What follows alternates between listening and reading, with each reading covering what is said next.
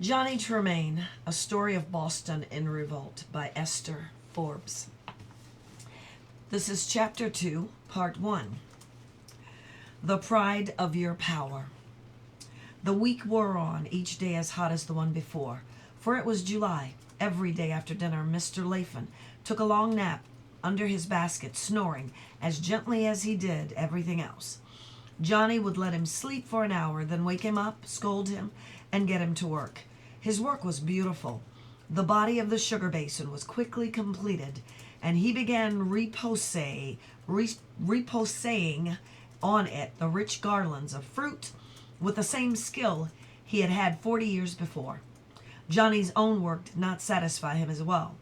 He had exactly enlarged the handle in his wax model. Mrs. Laffan and the girls, even Mr. Laffan, said it was fine, and he could go ahead and cast it in silver. It was only Johnny himself who was dissatisfied. Friday evening, when the light was failing and work over, Johnny took the silver pitcher and his own wax model and left the shop. He was in Fish Street in a minute, stopping outside of the silver shop of Paul Revere. He didn't dare knock, but he knew that any moment now the silversmith would be closing his shop, leaving his dwelling in nearby North Square. He was so prosperous a smith that he did not live and work in the same place. So at last he saw Mr. Revere, a stocky, ruddy man with fine dark eyes, shutting his shop, taking out his key, preparing to lock up. "Good evening, Mr. Revere." The man smiled with a quick flash of white teeth. He had a quick smile with a quick face and body. "Good evening, Johnny Tremain." The boy had long admired Mr. Revere as the best craftsman in Boston. He had no idea Mr. Revere knew his name. He did not know all the master silversmiths had an eye on him. "Mr. Revere, I'd like to talk with you." "Man to man," Mr. Revere agreed, opening his shop door, motioning Johnny to follow him. Johnny's eyes flew about the shop, taking in the fine anvils, the hood upon the annealing furnace, the neat nests of crucibles. It was just such a shop he would himself have when he was a grown man. Not much like Mr. Laffan's.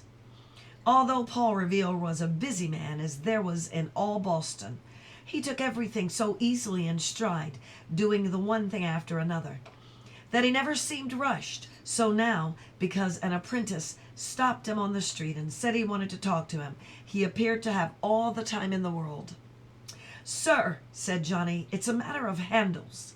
He took the silver pitcher out of the cloth he had wrapped it in, and his own wax model, and explained Mr. Hancock's order. "So you want to talk to me as a silversmith to silversmith, do you?"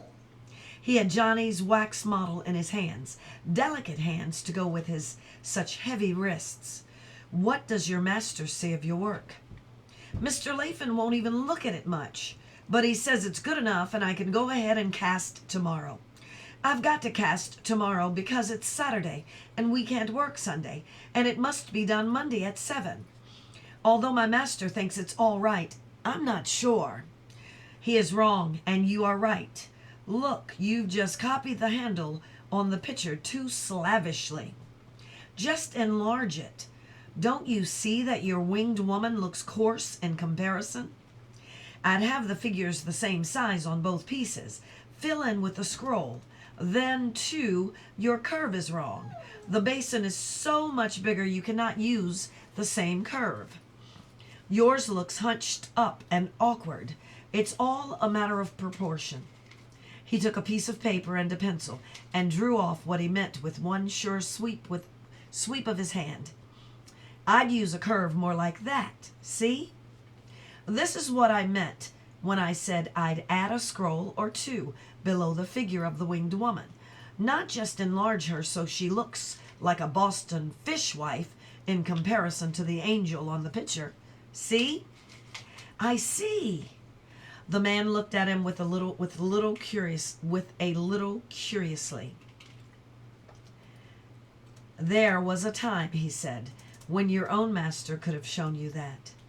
Mr. Laffan is, well, he's feeble. Not doing very much work these days, huh? Not what you'd call much. Johnny felt on the defensive. Not much fine hollow ware. Plenty of buckles, spoons, and such. How many boys? 3 of us, sir. I'd hardly think he'd need 3. Now, if he wants to cut down, you tell him from me that I'll buy your unexpired time.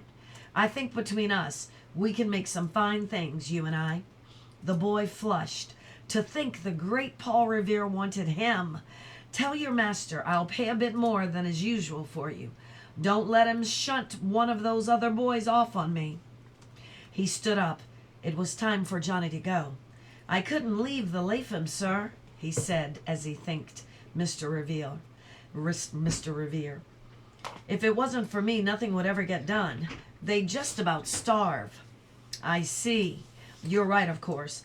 But if the old gentleman dies, or you ever want a new master, remember my offer. So, and he turned to shake his hands. May we meet again. The end of chapter 2, part 1.